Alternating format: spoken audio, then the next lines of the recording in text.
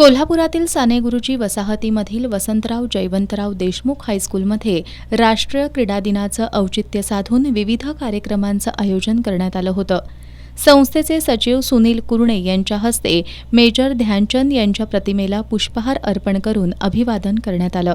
वैष्णवी भोईंबर या विद्यार्थिनीनं आपल्या मनोगतातून मेजर ध्यानचंद यांचा जीवनपट उलगडला.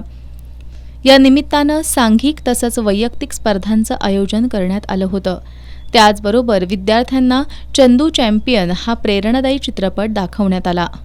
हा चित्रपट पाहून विद्यार्थी भारावून गेले.